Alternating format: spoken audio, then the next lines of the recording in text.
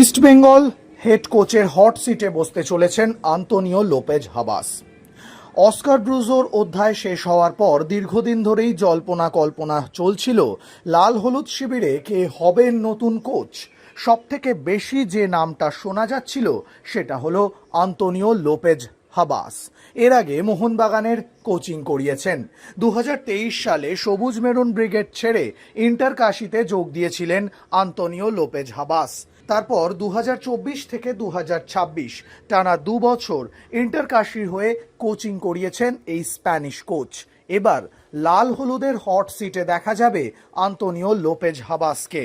সূত্রের খবর, খুব শীঘ্রই চূড়ান্ত ঘোষণা হয়ে যেতে পারে। তবে যা জানা যাচ্ছে, নিজের সম্পূর্ণ কোচিং স্টাফ নিয়ে আবারও কলকাতায় আসতে চলেছেন আন্তোনিও লোপেজ হাবাস। এর আগেও যখন মোহনবাগান বা ইন্টারকাশিতে কোচিং করিয়েছেন এই স্প্যানিশ মায়াস্ত্রো, তখনই কিন্তু দেখা গিয়েছিল নিজের পছন্দের সাপোর্ট স্টাফকে নিয়ে কাজ করতে ভালোবাসেন তিনি। আর তাই ইস্টবেঙ্গলে আসার আগে তেমনটাই ইঙ্গিত দিয়ে রেখেছেন আন্তোনিও লোপেজ হাবাস।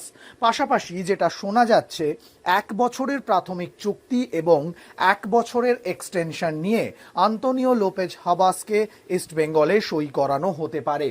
প্রাথমিক চুক্তিতে আগ্রহ প্রকাশ করেছেন Antonio Lopez Habas. East Bengal team ম্যানেজমেন্টের সঙ্গে কথাবার্তা অনেকটাই চূড়ান্ত হয়ে গিয়েছে। সবকিছু ঠিকঠাক থাকলে ইস্টবেঙ্গল কোচের হট সিটে বসা শুধুমাত্র সময়ের অপেক্ষা আন্তোনিও লোপেজ হাবাসের জন্য। হাবাসের কোচিং ক্যারিয়ার যথেষ্ট ঈর্ষাপূর্ণ।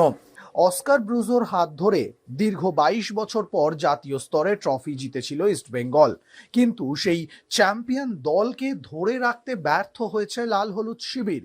ইতিমধ্যেই ইস্টবেঙ্গল ছেড়েছেন অস্কার ব্রুজো। বহু চেষ্টার পরেও অস্কার ব্রুজোকে ইস্টবেঙ্গলের হেড কোচের পদে ধরে রাখতে পারেননি লাল হলুদ কর্তারা।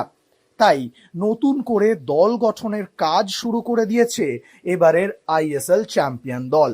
এখন দেখার, আন্তোনিও লোপেজ হাবাসের হাত ধরে এই জয়ের ধারাবাহিকতা কি বজায় রাখতে পারবে লাল হলুদ ব্রিগেড। তবে যতক্ষণ না পর্যন্ত সরকারি ঘোষণা হচ্ছে, ততক্ষণ কোনো কিছুই চূড়ান্ত করে বলা সম্ভব নয়। যা মনে হচ্ছে শুধুমাত্র সময়ের অপেক্ষা আন্তোনিও লোপেজ হাবাসকে ইস্টবেঙ্গল কোচের হট সিটে দেখার জন্য।